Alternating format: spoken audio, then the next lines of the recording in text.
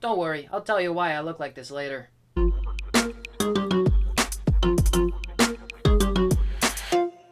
Howdy, I'm Kurt Williams, and today we're looking at Ultimate Black Panther issue 1 by Bryan Hill and Stefano Caselli. Jonathan Hickman has been rebooting the Ultimate Universe, and so far it has been pretty alright. If you saw my video on issue 1 of Ultimate Spider-Man, you know that I wasn't very impressed by that. And I'll be honest, I look at this cover and see his dumb little mouth hole in his mask, and I don't have high hopes. But I'm glad that we've got Stefano Caselli drawing it because I've been a big fan of his for a while. So here's what's going on. In this universe, we have the Maker, who is evil Reed Richards from the first Ultimate Universe, and he has systematically made it so that no superheroes have their origin stories. So he and a bunch of other villains secretly run the world, and there are no superheroes to stop them because he has made them regular people. In this issue, we're introduced to a couple villains who are secretly running the world. We have Ra and Khonshu. So right away, you should expect that we're gonna eventually see Moon Knight in this series. Meanwhile, T'Challa is the king of Wakanda, and they have not yet revealed themselves to the world. And over the course of this issue, we see that Ra and Khonshu are wiping out villages in West Africa, and a couple Wakandan spies have seen this but haven't done anything about it, and so far, T'Challa doesn't really want to get involved. He doesn't want to reveal Wakanda yet until he knows who the enemy is and how to defeat them. So we've got a bunch of these generic-looking stormtrooper characters that work for Ra and Khonshu. We've got Shuri, who leads the Wakandan army that doesn't really get to do much because they're, you know, secret. And we've got Okoye, who seems a little bit more gentle than she does in the MCU, though it kind of seems like she isn't really in love with T'Challa even though they're married. And we've also got this cool updated version of Killmonger, who is actually pretty sweet in this series, and his partner, who I'm not gonna give away. When I finished reading the first issue, it kind of felt like nothing had happened. I think there were some pacing problems. I think a lot of the scenes were clunky, a lot of the dialogue was bland and stiff, and even though we've been introduced to the characters and the problems, we have an idea of where the series might be heading, it just didn't feel like an exciting introduction to this new world of Wakanda. First of all, it has the same underlying problem that most Black Panther comics have for me, and that is that T'Challa is kind of a jerk. He's grim and serious and tough and generally kind of boring. Like in the MCU, Chadwick Boseman did a good job of making T'Challa noble and focused, but he still had moments of tenderness and whimsy. It was a good balance of character. In the comics, we keep getting caught up in making the Black Panther cool and capable and powerful, but he's just not an interesting person. He seems a little bit two-dimensional. Even though he gets things done,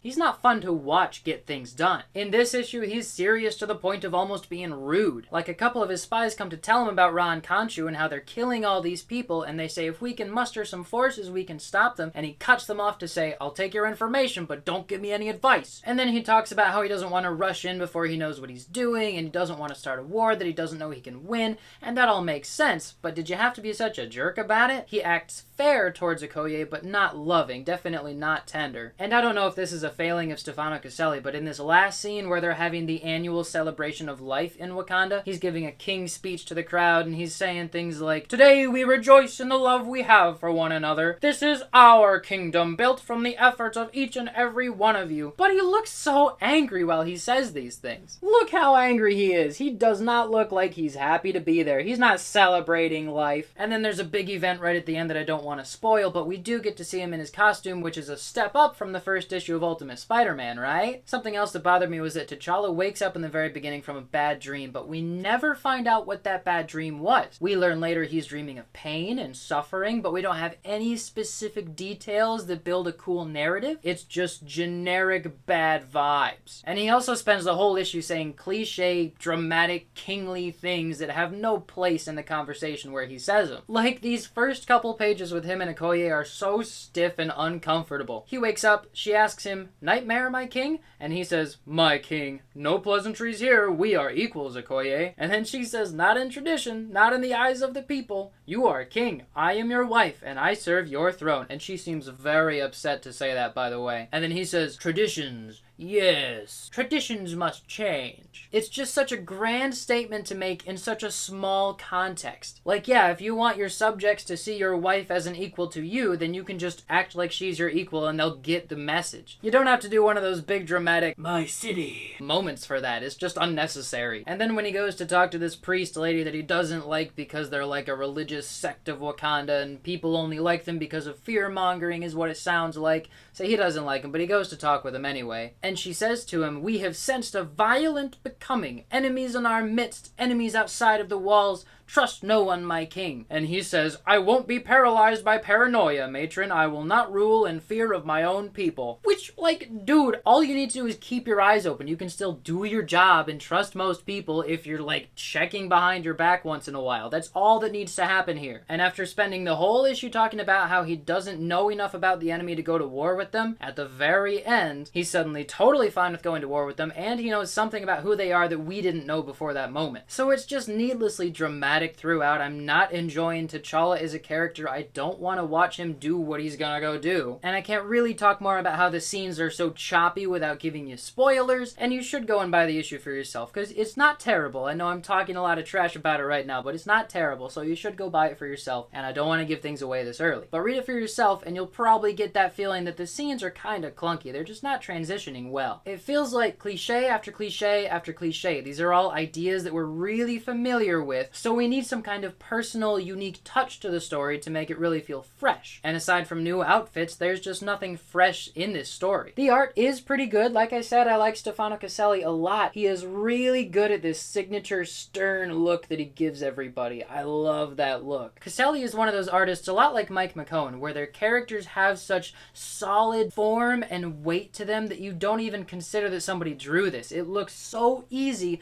that you can't imagine them drawing it wrong. It just looks so natural. Proportions are always on point. Poses are always on point. It's really solid comic art. I wouldn't say that it's his best work, because I know I've seen more dramatic, more emotional work from him in his Amazing Spider-Man run, for example. But it's good. Really easy to read, really easy to understand. The colors are good too, so it adds up to a really easy comic reading experience. One thing that kind of bothered me, for no good reason really, is when this soldier steps on this volleyball and deflates it. Just because, have you ever stepped on a volleyball? Like, this guy is wearing boots, so I guess that helps firmly plant a foot on the volleyball, but I feel like the amount of pressure it would take to flatten a volleyball would first send your foot flying off the top of the ball and make you fall over. There's a nice at-home experiment you should try, stepping on a volleyball as hard as you can and see if you can pop it. Anyway, I wasn't super impressed with issue 1 of Ultimate Black Panther. I just wasn't interested in what's going on. I don't really care about the characters, and the events are kind of typical, and the dialogue is really typical and kind of stale. Stefano Caselli is probably the only reason I'm going to keep reading this series, because he's a great artist and I don't get to see him as often as I used to.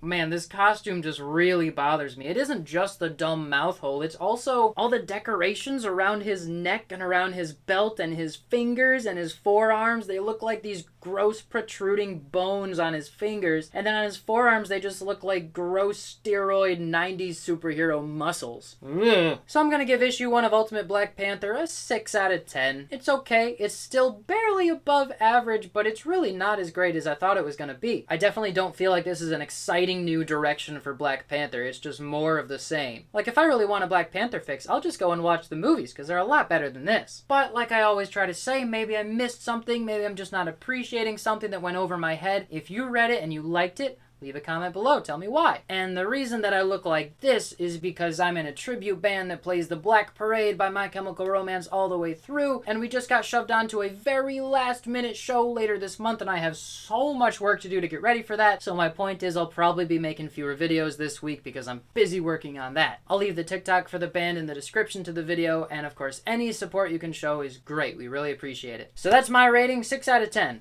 Did you read it? What do you think?